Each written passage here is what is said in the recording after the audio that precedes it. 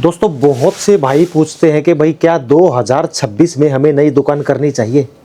आज मैं आप लोगों को बताऊंगा क्या 2026 में आपकी दुकान चलेगी, नई दुकान चलेगी, क्या आप लोगों को करनी चाहिए कि नहीं, इसमें कुछ फ़ायदा है या फिर आप अपने पैसे ही गंवा बैठोगे। नमस्कार दोस्तों, मैं आपका होस्ट रवि रविंदर, मेरी यूट्यूब चैनल रवि किराना बिजनेस में आप लोगों का स्वागत करता हूँ और देर ना करते वीडियो करता हूँ शुरू। सबसे पहले बता दूँ हैप्पी न्यू ईयर, और काफ़ी टाइम के बाद मेरी वीडियो आ रही है क्योंकि मैं बाहर घूमने गया हुआ था। खैर टॉपिक पे आते हैं।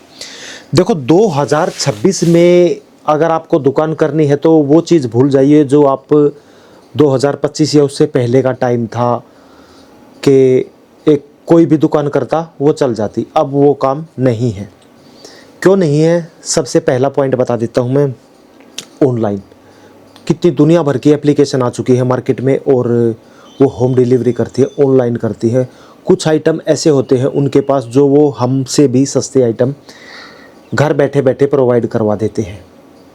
तो सबसे मेन चीज़ टफ़ हो चुका है कंपटीशन के भाई 2026 में हमें दुकान करने में बहुत बहुत बहुत मेहनत करनी पड़ेगी। ऑनलाइन एप्लीकेशन से, ऑनलाइन जो कंपनियां हैं इनसे टक्कर लेनी पड़ेगी, और जो कि मेरे हिसाब से नामुमकिन है। क्योंकि ये जो कंपनियां हैं ना, ये बल्क में माल खरीदती हैं।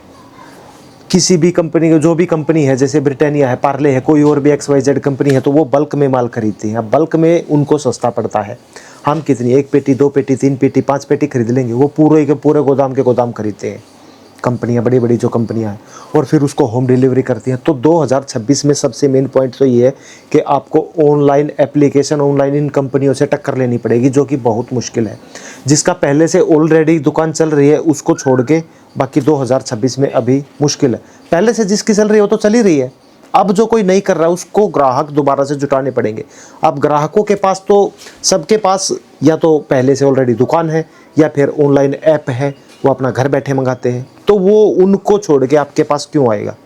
क्या आप में क्या क्वालिटी है? तो 2026 में भाई पहला तो मेरा यही पॉइंट है कि टफ हो चुकी है किराना की दुकान करनी। किराना क्या, हर किसी भी आइटम में लगा लो, किसी भी फील्ड में चले जाओ आप, हर चीज़ कंपटीशन की हो चुकी है। ऑनलाइन का ज़माना है।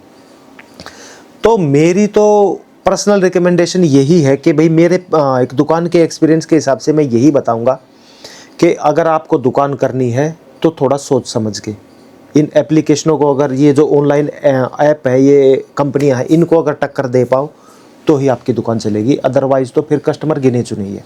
पहला पॉइंट था। अब दूसरा हो गया, बेरोज़गारी इतनी हो चुकी है कि बढ़ती बेरोज़गारी के कारण जगह जगह पे, एक ही गली में, एक ही शहर में या एक ही गांव में बहुत दुकानें हो चुकी हैं जगह जगह पे। अब कस्टमर तो सीमित हैं।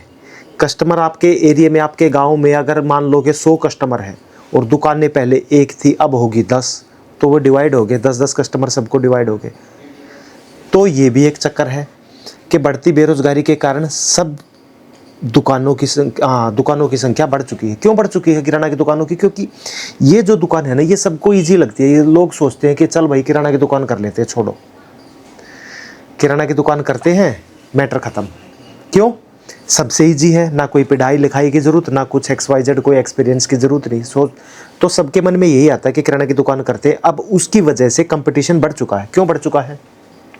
पहले 1 थी, अब 10 हो गई, 20 हो गई, कस्टमर उतने ही हैं।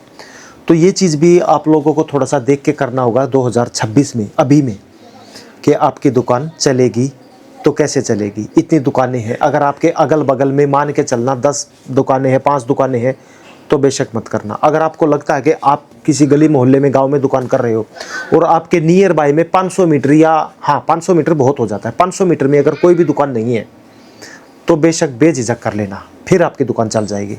लेकिन अगर 500 मीटर में 2-3 दुकानें हैं तो मुश्किल हो जाएगा, फिर मत करना, क्योंकि पैसा डूब सकता है। पैसा मेहनत का है, और ये अगर डूबेगा ना, जो रेट में आप सामान ले आओगे ना, फिर उस अगर आपको दुकान नहीं चलेगी, साल 6 महीना वेट करोगे, उसके बाद आप उसको दोगे।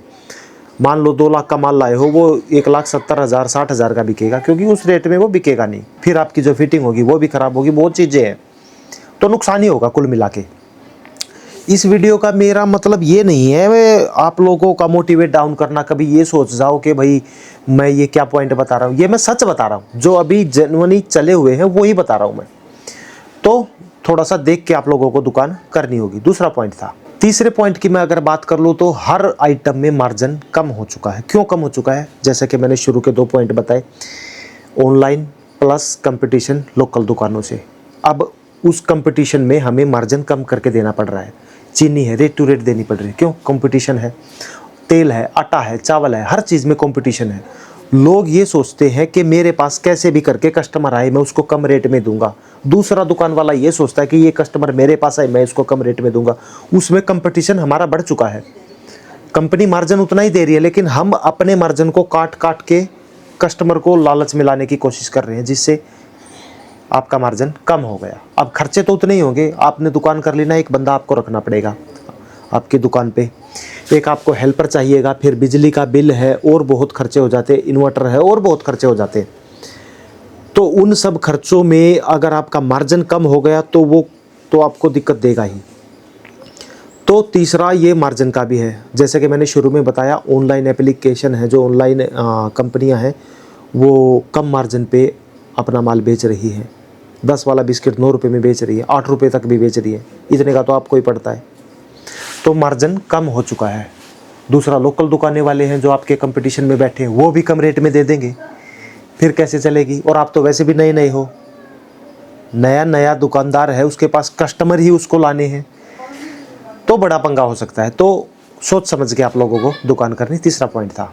ये लास्ट पॉइंट है मेरा, चौथा, और ये बहुत मैंने सोच समझ के लिखा है।